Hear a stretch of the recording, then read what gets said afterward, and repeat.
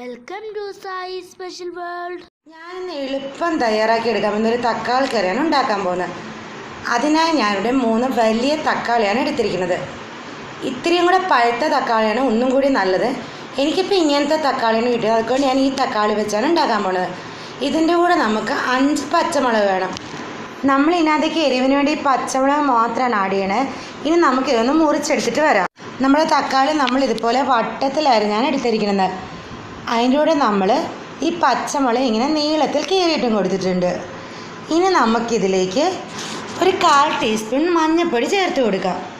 പിന്നെ നമുക്കിതിലേക്ക് ആവശ്യത്തിന് വെള്ളം ചേർത്ത് കൊടുക്കണം. അതിന് ശേഷം നമുക്കിതിലേക്ക് കുറച്ച് ഉപ്പ് ആഡ് ചെയ്ത് കൊടുക്കാം. നമുക്കിതിലേക്ക് കുറച്ച് കറിവേപ്പില ചേർത്ത് കൊടുക്കണം. ഇനി നമുക്ക് ഇതെല്ലാം കൂടെ നന്നായിട്ടൊന്ന് ഇളക്കി ഒരു അടപ്പ് വെച്ച് അടച്ച് വേവിച്ചെടുക്കാം. നമ്മുടെ ഈ കറി പെട്ടെന്നാവും കേട്ടോ. ഈ തക്കാളി ഒന്ന് വേവേണ്ട താമസം മാത്രമേ ഉള്ളൂ. ഇനി നമുക്ക് ഒന്ന് അടപ്പ് വെച്ച് അടച്ച് വേവിച്ചെടുത്തിട്ട് വരാം. ഇത് വേവുന്ന സമയം കൊണ്ട് നമുക്ക് ഇതിലേക്ക് ആവശ്യമായ അരപ്പ് തയ്യാറാക്കാം.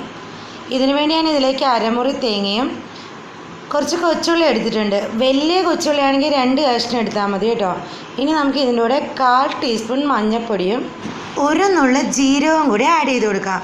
ജീരകത്തിൻ്റെ ചുവ ഇഷ്ടമുള്ളവർക്ക് ഒരു 1/4 ടീസ്പൂൺ ജീരകം ആഡ് ചെയ്ത് കൊടുക്കാവേ. ഇനി നമുക്കിത് നന്നായിട്ടൊന്ന് അരച്ചെടുത്തിട്ട് വരാം. നമുക്കിനി ഈ തക്കാളിയുടെ അടപ്പൊന്ന് മാറ്റി നോക്കാം. നമ്മുടെ തക്കാളിക്കറിക്ക് ഇവിടെ നന്നായി വെന്ത് വന്നിട്ടുണ്ട്. ഇത് നമുക്ക് നന്നായിട്ടൊന്ന് ഇളക്കി കൊടുക്കണം. നമ്മുടെ തക്കാളിയൊക്കെ നമുക്ക് ചെറുതായിട്ടൊന്ന് ഉടച്ചു കൊടുക്കണേ. എന്നാലേ കറിക്കൊക്കെ ഒരു കൊഴുപ്പുണ്ടാവുള്ളൂ, കറിക്ക് ടേസ്റ്റ് ആവത്തുള്ളൂ. തക്കാളിയെല്ലാം ഇവിടെ നന്നായി വെന്ത് വന്നിട്ടുണ്ട്. ഇതിലേക്ക് നമുക്ക് അരച്ച് വെച്ചിരിക്കുന്ന അരപ്പ് ആഡ് ചെയ്ത് കൊടുക്കാം. ഇത് നമ്മൾ ലോ ഫ്ലെയിമിലിട്ട് വേണം കേട്ടോ ചെയ്യാനായിട്ട്.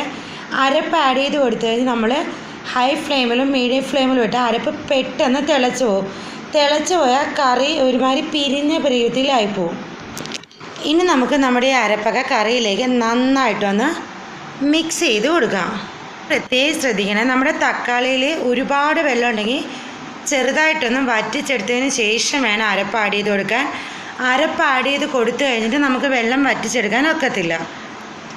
കാരണം ചെറിയൊരു കുറുകിയ രീതിയിൽ ഇരുന്നാൽ മാത്രമേ ഈ കറിക്ക് ടേസ്റ്റ് ഉണ്ടാവുള്ളൂ.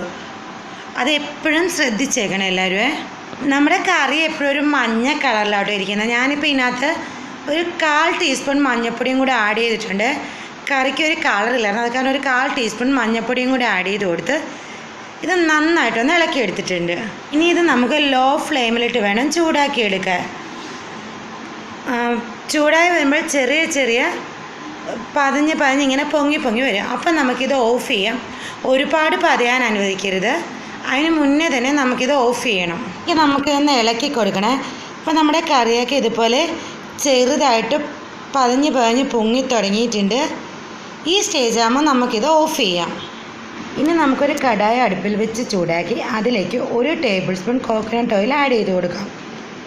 എണ്ണ ചൂടായി വരുമ്പോൾ അതിലേക്ക് നമുക്ക് 2 വറ്റൽമുളക് മുറിച്ചതും 1/2 ടീസ്പൂൺ കടുകും ആഡ് ചെയ്ത് കൊടുക്കാം. കടുക് പൊട്ടി വരുമ്പോൾ അതിലേക്ക് നമുക്ക് കുറച്ച് കറിവേപ്പില ആഡ് ചെയ്ത് കൊടുക്കാം. ഇതെല്ലാം കൂടി നന്നായിട്ടൊന്ന് മൂത്ത് വരുമ്പോൾ നമുക്ക് ഗ്യാസ് ഓഫ് ചെയ്യാം. ഇനി നമുക്കിത് നമ്മുടെ തക്കാളി കറിയിലേക്ക് ചേർത്ത് കൊടുക്കാം. ഇത് നമുക്ക് നന്നായിട്ട് ഒന്നും കൂടി ഒന്ന് ഇളക്കി കൊടുക്കാം. ഇപ്പോൾ നമ്മുടെ സ്വാദിഷ്ടമായ തക്കാളി കറി ഇവിടെ റെഡി ആയിട്ടുണ്ട്. ഇനി നമുക്കിതൊരു സർവിങ് ഡിഷിലേക്ക് മാറ്റാം. എല്ലാവരും ഇതൊന്ന് ട്രൈ ചെയ്ത് നോക്കണം.